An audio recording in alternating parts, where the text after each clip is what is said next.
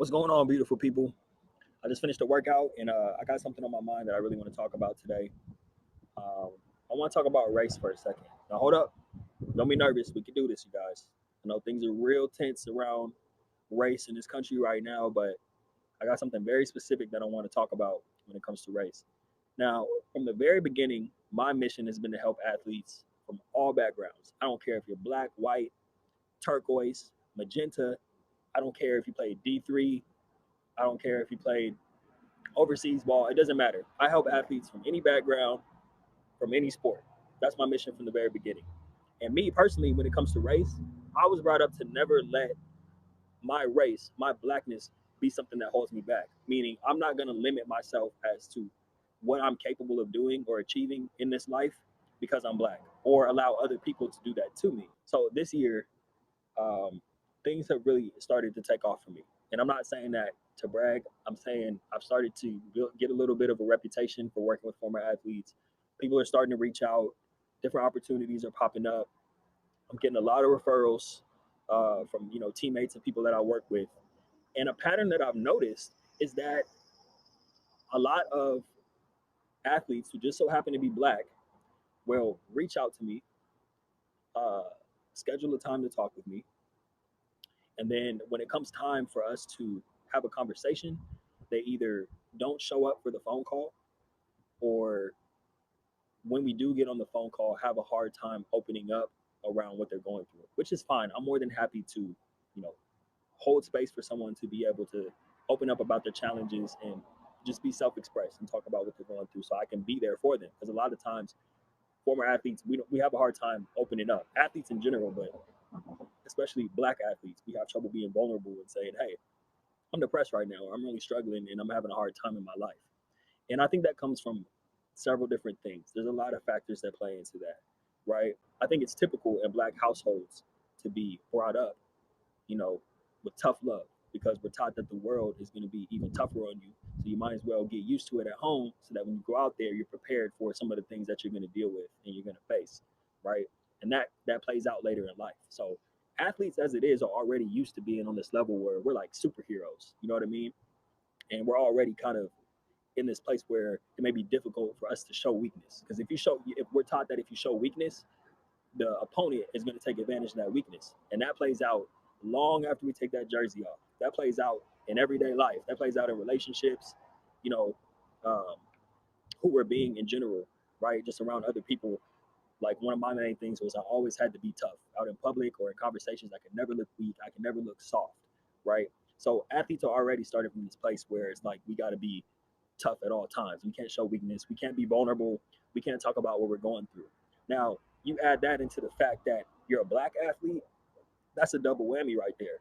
You're an athlete, you can't show weakness, and you're black, you definitely can't show weakness. So, confession time. This year, as things have started to pick up for me, I started putting out client interviews. The reason I do that is because I think, number one, it's great information for other former athletes to see a former athlete that I've worked with talk about what they struggled with when they were done playing their sport, and more importantly, what they did to overcome it. So that's why I put those videos out. It's great for other former athletes to be the example. So you can see, hey, if this person can overcome their struggle with the transition, then I can do it too. Also, obviously, it's great promotion for me because it shows that what I'm doing is actually working. So, but the confession I have is that when I first started putting out the videos earlier this year, the interviews that I do with my clients, most of them, the majority, I would say, at least I think the majority of them were with black athletes. Um, and this is kind of messed up on my part. This is why, I had to come to terms with this. I was putting out a lot of interviews with former black athletes, hoping that other black athletes would come forward. Because I'm gonna be honest with you, a lot of other athletes from other backgrounds, other races, have no problem coming to me and saying, "Hey, Taj, I need help. I need someone to help guide me. I need resources. I need a network to tap into. Please help me." And then I noticed that, like I said, the black athletes were a little bit more reserved or hesitant to ask for help. So I was putting out those testimonials with those clients, hoping that other black athletes would come forward. And it worked in some cases, but I felt like it didn't do enough. And I was also doing a disservice by not putting out testimonials and interviews with clients who I've worked with from all races. So from now on, you can count on me to do that. I'm going to start putting out videos from everybody that I'm working with because I think it's helpful in general.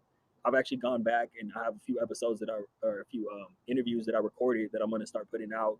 And moving forward, I think I'm just going to interview, if we can work it out on the schedule, I'm going to start interviewing all athletes that I work with because the more the better, right? The more the merrier. The more former athletes I can get out there telling their story and talking about how they navigated their way through the transition and what they're doing now. Um, and I think that's the best thing I can do.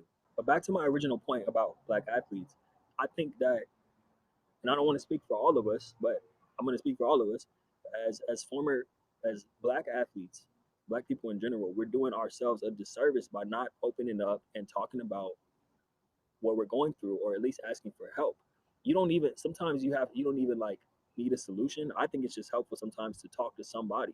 It doesn't even have to be, a therapist or anything like that. A lot of people have reservations about going to a therapist. Like, oh, only crazy people need therapy, right? That type of thing. But you don't necessarily even have to do that. Talk to a family member, talk to a friend. The reason I stepped up and started doing what I'm doing is because I think former athletes need to talk to other former athletes who have come out the other side of their transition and are doing well in life. I think it's helpful for me to be on the phone with someone and say, man, I was in your shoes 5, 6 years ago, had no idea who I was outside of a football jersey. Let me tell you what I did to get to the other side. Let me tell you how I reestablished my identity and really figured out what I wanted to do with my life. Right? So I think it's important to acknowledge that. And I'm hoping by putting this out there that someone will hear this and be like, you know what? I've been hesitant to reach out, not just to me. I've been hesitant to reach out to anyone and talk about what I'm going through. Because you'll start to notice, and I'm sure many of you have experienced this, if you have a struggle, a challenge with something, and you start to talk about it and share it with people and let people know that you're having a challenge with something, um, all of a sudden people start showing up in your life that help you overcome it, or resources start coming up just because you were open about it. You never know who can help you with a struggle that you're experiencing if you're willing to be vulnerable enough and honest enough to express that you're going through that. So I want to encourage not just athletes, not just black athletes, not just athletes in general, but people in general to start opening up and talking about what you're going through. Share it with someone. And I want to encourage all my athletes out there, all my former athletes out there, to reach out to a teammate, to check on them, to see how they're doing. Because one thing that I used to do was I completely isolated myself when I was going through my transition and really struggling. I didn't talk to anybody. I didn't reach out to anybody. Come to find out, there were other teammates who were going through the same thing. And now we connect. And it's like, 6, 7 years later after we graduated, and it's like, man, I didn't even know you were going through that. Like, imagine what a difference it would have made if I would have reached out to a teammate or somebody I grew up playing ball with and seen how they were doing. We might have been able to be like, man, yeah, I'm having a hard time too. And, what can we do about this? Who can we connect with to like level up? So that's all I really want to say. I think I'm gonna wrap this up, but I hope you get the message I'm trying to get across. If you are watching this on YouTube, I know everybody says like, comment, subscribe, but I'm not asking you to even do that. If you're watching this on YouTube or if you're listening to this on the podcast, please just share it with somebody. It's not even about me. I don't care if you like or share my videos or subscribe. That would be great. That would be wonderful. It would be appreciated. But definitely just share it with somebody who needs to see it. All right. Anyway, until next time, I love you guys. Take care of yourselves. Be vulnerable. Talk about what you're going through. And most importantly, help somebody else. Lift somebody else up. Love you guys. Peace.